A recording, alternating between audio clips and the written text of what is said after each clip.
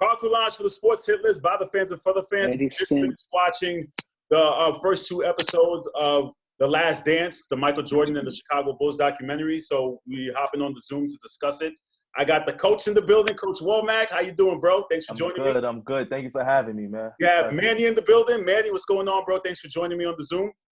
And we have Ricardo out of the crazy state, Florida. You know, I don't like Florida, so I got to shout you out, though. Thanks for joining me real quick. Yo, stay off the beach, Ricardo. Stay off the beach, hey, bro. Look, I got a pool in the backyard. I'm good. All right, cool. All right, so, gentlemen, first impressions of the documentary, what'd you think? Let me start with the crazy state, Florida first. Rick, what'd you think, man? Hey, man, it was dope. Like, I wasn't sure exactly what I was going into. I didn't know exactly what to expect. You know, I mean, you know the deal, you know the rings, you know the championships, the wins and all of that, but then you start seeing a little peek behind the curtains, and it's crazy, man. Like 2 episodes in, and they drop a couple of nice little tidbits to let you know that there's a lot of things that was going on behind the scenes that we had no idea about. So I'm definitely looking forward to seeing what the next 8 episodes have to offer us for sure. All right, Manny, what do you think? Your first impressions? It was good. Yeah, I mean, out of 10, I give it a 10. 10 out of 10. I mean, it's interesting because thinking about it, I thought it was just going to be about, okay, the final season, that's it. It went from Jordan's childhood to him getting drafted to then, okay, straight to Pippen. And it's like, okay, it's not just about Jordan and the Bulls. It's Jordan, then Pippen, and then the rest of the players on the team, as well as Phil Jackson and the GM, Jerry Krause. All right, and Coach, the actual basketball player, man, what'd you think?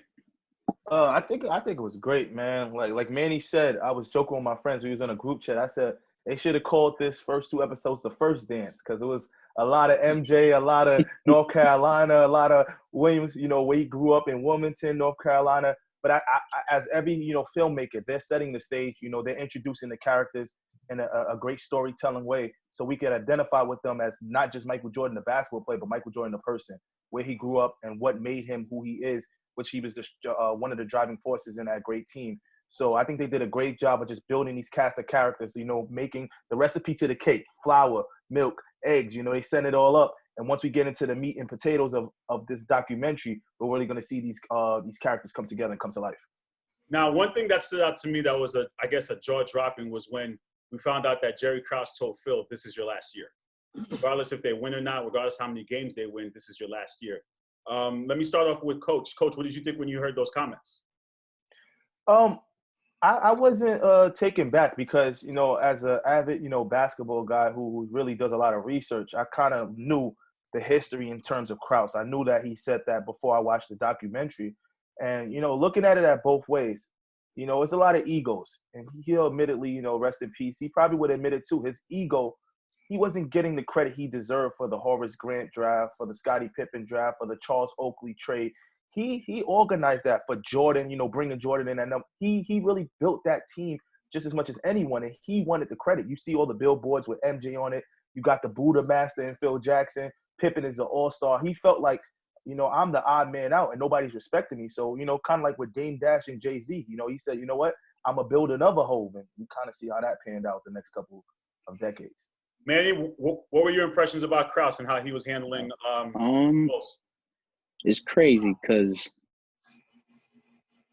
Krause, just based on the accolades, you would think he's a legend GM for doing this. 6 championships? And like constant, and then thinking about a rebuild. But it's crazy. I remember in the documentary, the ring ceremony, they announced the players, crowd goes crazy. You hear Jerry Krause, you hear Boots, and you're like, why are you booing the man that actually orchestrated this team? He got the coach. He's the one that gave Phil Jackson the opportunity to coach. Mm-hmm. Rick, what did you think?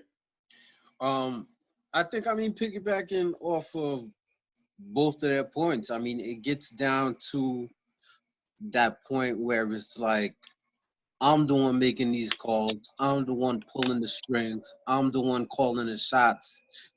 Yeah, these are the guys out there on the court that's doing the thing, but I'm the one that decided which guy is going to be on the court out there. So to that point, you have that little bit of that ego coming into play where it's like, hold on, man, I built this thing despite them being out there and running it and crushing it and doing their thing.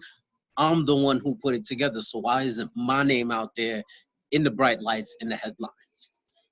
All right, and lastly, Scottie Pippen. Scottie Pippen has been a discussion in the sports heavyweight before this documentary, and a lot of people saying that Scottie Pippen's overrated. Again, before this is back to February, where we were discussing Scottie Pippen and the value that Scottie Pippen was bringing to the Chicago Bulls. And in episode 2, we saw them focus on Scottie Pippen and how Mike touched upon it's his greatest teammate. He could have done it without Pippen, just basically valuing Pippen.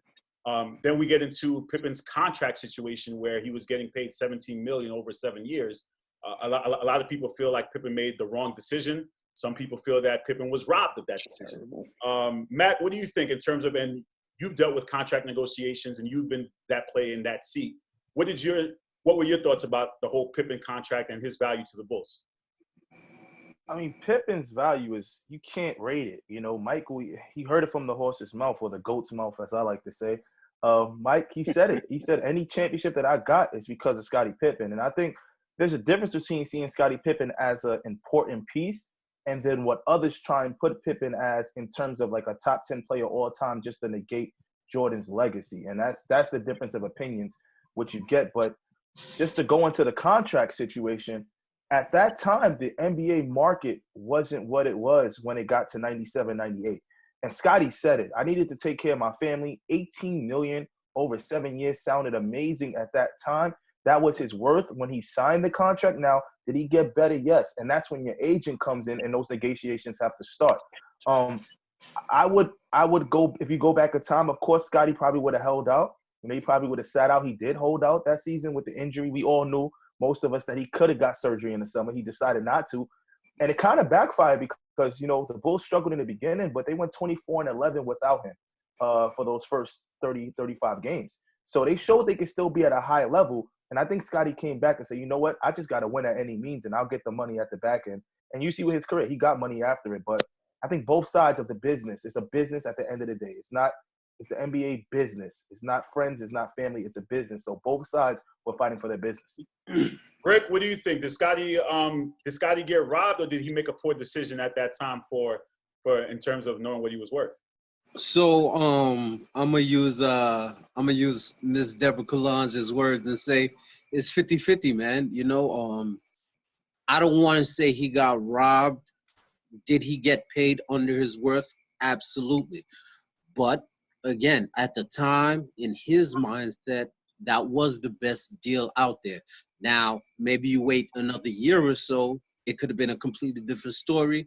He could have had hindsight on his side. His agent could have had a little bit more ammo tucked in the belt to kind of, you know, pull out on his behalf. But, you know, in the time, unfortunately, it was a good deal when he signed it, maybe, which immediately after signing it, it's like, nah, bro, bad deal, you know? So it's really 50-50. I mean, you take the money when you can because you never know what's guaranteed down the line. You never know what's going to happen. But, you know, you end up being Scottie Pippen, and then it's like, nah, bro, that contract wasn't worth it. And Manny, what were your thoughts on the Pippen contract, and also Pippen being, I guess, overrated, that narrative that the Sports Hitler's group has? Oh, that's Jay Lex's hero right there. Shout out to him. It is, yeah, absolutely. But I ain't shout out Jay Lex. Get out of here, man. He rocked. Yo, Mac, I know you saw that Pippen dunk was in the opening sequence. I know Listen, that kind of hurt. listen, I'm going to tell you right, it didn't hurt because you know what? At the end of the day, in the 90s, the Knicks were relevant. We all know it. You know, there was a battle between those two teams. New York City's always, you know, in the conversation for basketball. So I knew I was going to see I had some PTSD moments, you know, seeing a couple of those Knicks scores in that dunk that I was like, man, I don't even know why I think Jordan's the GOAT and I'm a Knicks fan, but it is what it is, man. Yeah. Jay Lex, go play in traffic, man. So, Manny, back to your point about Jay Lex and about Pippen. So, what were your thoughts about the Pippen situation? So, he robbed himself. But again, what I liked is they went to his backstory about his brother and his father in wheelchairs. You know, having to be there for his family and stuff like that. So obviously he did what he had to do. grew a couple inches. He was a very humble player because he did his thing. But then you saw when he tried to get cocky as a rookie and try to step up to the GOAT and disrespect him, and he had to put him in his place. But it's like Womack said, his agent, honestly, man, that agent had problems right there. Because, I mean, again, as a young dude and you know you're great, you could kind of tell that Pippen, like, kind of had a little bit of doubt in himself being an all-star caliber player. Hold on, Carl. Can I say something? Yeah, go ahead, Matt. Listen, like, we're all doing like Monday morning quarterback. So we saw Scotty play, great years after that, not get injured. But let's do something different. Let's say Scotty breaks his foot. He signs a bigger deal his first year. He gets hurt, and that ankle has to be operated on after his first season of signing that 1-year deal. Where is his life after that? Like he has no backing. So at that time, he wanted to secure money down the line, and then all of a sudden he didn't see he wasn't a mind reader. He couldn't see we're going to win 3 in a row, and now my value's going to jump. And in terms of seeing the business and the television deals and the marketing and see where the game was going, that's something that you probably couldn't even project as a player coming out of Arkansas or going in terms of when you're making deals. And then let's not forget he's coming out of a small school. Again, early on in the career. You just never know, man. You got to secure the bag, He was an equipment manager. Plus, $18 million in 1990. That's a lot of money right there. So final question. Looking ahead to, I believe, episodes 3 and 4 will focus on Rodman, Worm, and focus on the Bad Boy Pistons. What can we expect out of those in terms of drama? Rodman was a Bad Boy Piston. He ends up joining the Bulls in the mid-'90s. Can we see what's coming? Can you kind of take a prediction to a preview possibly, or no? Rick, what do you think? It's coming 3 and 4.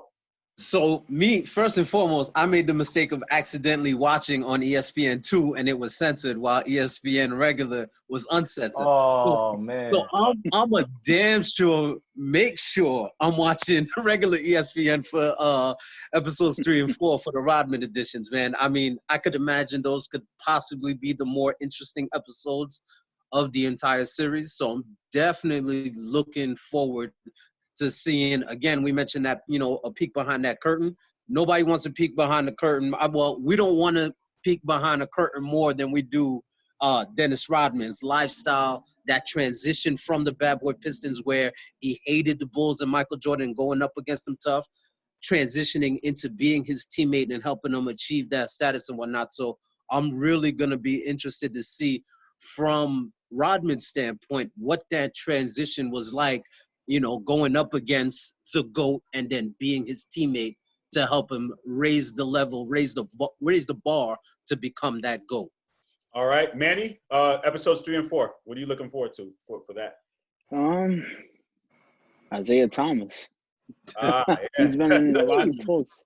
That's right. This past couple weeks, Yeah, absolutely. It'll be interesting to see. Your boy Taste the Kid. That's a debate for another Zoom. The whole. We could say that for later. Let's focus on the GOAT right now. We gotta respect. It's his time. Yeah. All right. But no, it's gonna be interesting. Interesting. Yeah. Matt, what do you think? In terms of Rodman, Rodman was reality TV before reality TV. And I think he was a big impact in terms of that whole facade. Like, who are they? Rodman was an enigma at that time. And a lot of people don't know. Even Rodman said it on today's episode. He said, I was surprised when they called me. His career, he was getting rebounds, but nobody wanted to deal with him. Remember, he was on the Spurs. People had given up on Rodman at that point. They said he was a head case. He was a sideshow. And he comes to the greatest team, one of the greatest teams of all time, and look what happens. He rejuvenates his career. So I think that's gonna be great to see that. And then on the Bad Boy Pistons, I mean, I'm ready for people to watch. I hear so many Pistons fans. Jordan beat the old Pistons. The Pistons were washed up. The Pistons were 2-time defending champions. Isaiah Thomas, he was in his late 20s, maybe 28, 29. Joe Dumars, 27. Rodman, 29. John Sally, 26. Like, that's not a young age. I mean, that's not an old age. So now people got to deal with the fact that Jordan ran through the Pistons who beat him 2 times. He ran through them after that and never looked back, And I can't wait to see Isaiah Thomas's face when he does his interviews because he's one of the biggest haters. You got to follow him on Twitter. You know, he hates so much on MJ. I mean, a lot of it is the '92 Olympics, but nobody told him to walk out like that after they beat them in the Eastern Conference Finals. So he got to deal with this. You know, grown man bars is something he got to deal with. You know, in battle rap terms, all my URL fans know what that's about. He got to deal with this episode coming up. All right, gentlemen, thank you so much for joining me. I know it's late. I appreciate you guys hopping on the Zoom real quick. I got to definitely shout out Mac because when I was developing, trying to talk about it, Mac said, Carl, you got to do it. You got to do a Zoom after every episode. And then after this episode, I was like, you know what? Mac was right. So definitely thank you for that intuition for making sure we get it done. So tune in next week. We may have these guys back. We may have some other special guests to come in and drop in to get some different perspectives. Make sure you follow the Sports Hit List, like, share, comment, subscribe, all over social media brands. Thank you guys. You guys be safe during this COVID. Practice social distancing. Happy birthday to Ricky's son, right? Throw him a quick shout out. Cheers. Appreciate it. Happy birthday, Prince Caleb. Yo, Rick was on the 1 to 2 today on Instagram Live, man. I was tuning in. Some good stuff over there. DJ Rick, man. We got to get you on. Oh, he's rocking, man. It was a good time, man. He had a blast. Appreciate it. Absolutely. All right, guys. Take care. Thank you. Salute, y'all.